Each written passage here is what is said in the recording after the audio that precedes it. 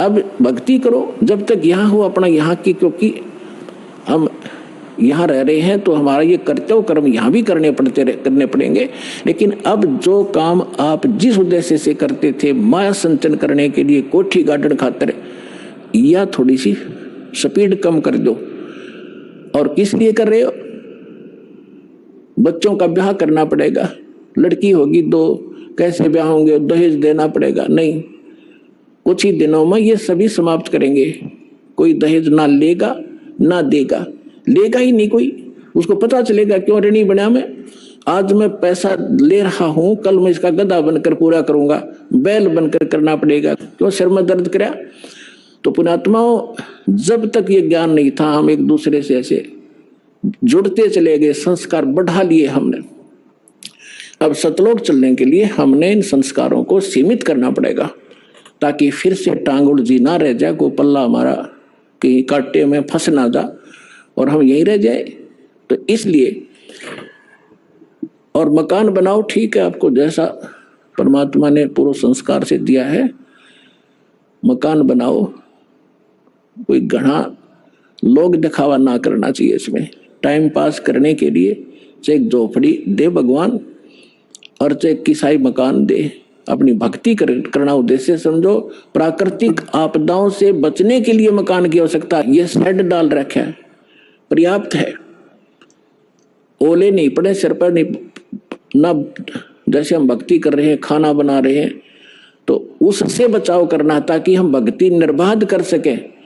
इसलिए मकान की आवश्यकता, प्राकृतिक आपदाएं हमें सीधा अटैक ना करें और हम भक्ति कर सके, इसलिए ये मकान और झोपड़ियों की आवश्यकता। ना अन्यथा यहाँ पर सोने का महल बना ले, एक आने का नहीं, वो व्यर्थ है। तो परमात्मा कहते हैं राम रटत दारिद्र भला और टूटी घर की छान। वो सुंदर महल किस काम के जहाँ भक्ति नहीं भगवान।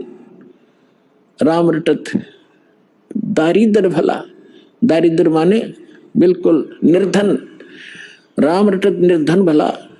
और जिसकी छान भी चाहे थोड़ी बहुत कमजोर हो, टूट गई हो, थोड़ी फिर डालेगा, ठीक कर लेगा फूस ला करके। और वो कंचन महल किस काम के, सुंदर महल किस काम के जहां भक्ति नहीं भगवान।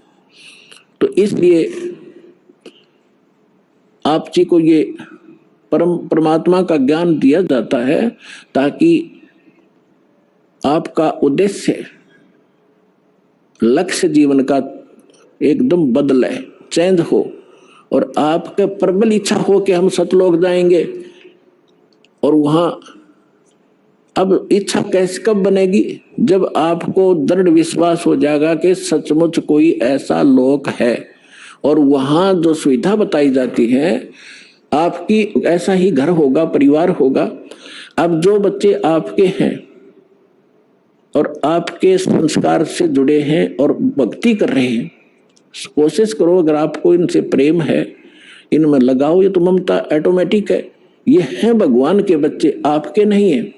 लेकिन यहाँ संस्कार वश हमारे ये बने हैं, हमारे नियमित किए गए हैं, तो हमारा कर्तव्य बनता है इनको भगवान की भक्ति पर जरूर लावे। इनको भगवान की भक्ति पर लगाओगे, सच्ची भक्ति पर, तो फिर जब आप यहाँ से शरीर छोड़कर जाओगे वहां, फिर ये भी शरीर छोड़कर आएंगे वहीं, तो वहां भी आपका ऐसे ही एक परिवार बनेगा जैसा यहां बन गया। अब देखो पुण्यात्माओं, यहाँ सारे दुख हैं।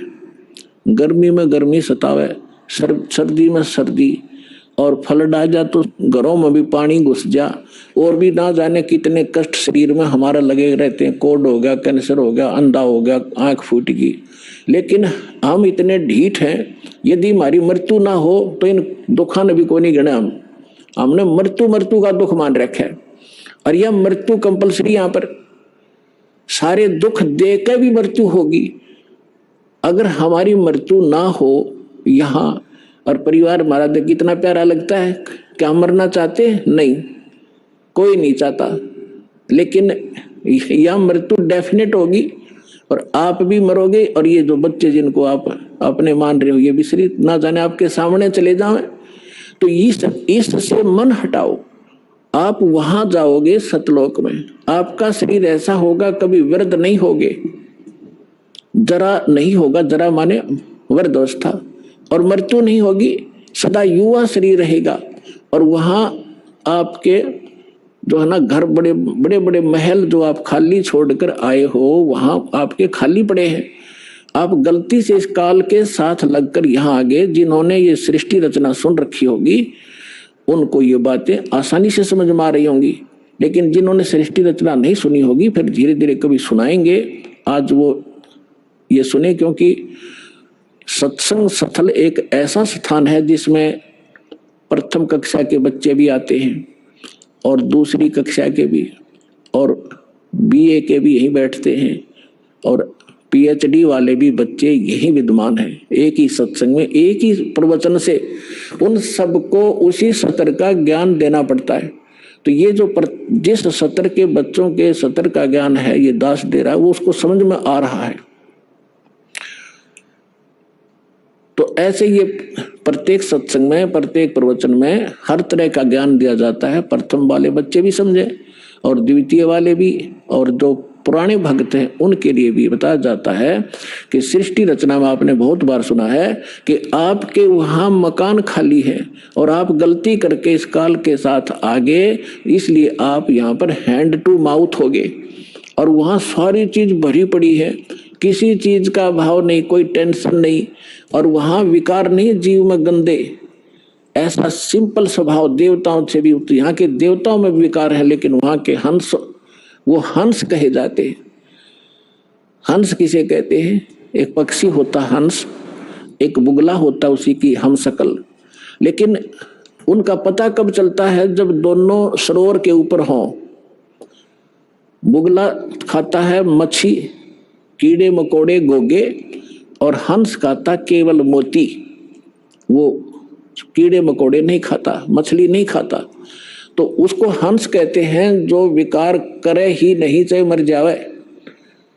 और हंस का एक और गुण बताया है कि उसके सामने दूध रख दिया जाए, जिसमें 1 गिलास पानी 1 गिलास दूध डालकर रख दे मिला के, वो दूध ग्रहण कर लेगा और जल न छोड़ देगा उस पात्र में, जो का तो रह जाए। उसमें ऐसा गुण दिया मालिक ने। तो जिन्होंने दूध और पानी भिन्न भिन्न कर लिया इस ज्ञान के आधार से कि ये लोक कैसा है, यहाँ का जीवन कैसा है, और सतलोक में जो बताया जा रहा है वो कैसा है, तो वो भिन्न भिन्न कर लिया, इस जल को छोड़ दिया, दूध ग्रहण कर लिया, उसको हंस कहते। तो वह हंस कहे जाते हैं।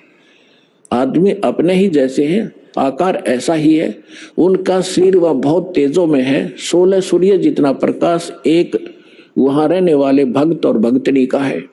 परमात्मा के शरीर का जो वहां प्रकाश है, एक रोमकूप में करोड़ सूर्य मिला दे, करोड़ चंद्रमा, ऐसी रोशनी है। परमात्मा सक्षम है, समर्थ है। जीव अलग है, परमात्मा भिन्न है। परमात्मा सर्वशक्तिमान है, जीव की एक सीमित पावर है और सीमित उनका सब क्रियाएं हैं। परमात्मा की क्रियाएं असीमित होती हैं। जो जीव और ब्रह्म एक बताते हैं वो भूले हुए प्राणी हैं, वो अज्ञानी आत्माएं, हमको कुछ भी ज्ञान नहीं।